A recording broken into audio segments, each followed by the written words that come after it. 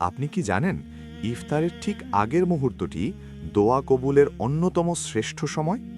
এই সময় মহান আল্লাহ তার বান্দার দোয়া ফিরিয়ে দেন না।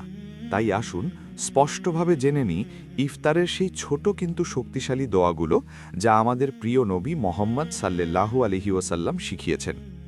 ইফতারের ঠিক আগ মুহূর্তে পড়ুন, আল্লাহুম্মা লাকা সুমতু ওয়া আলা রিজকিকা আফতারতু।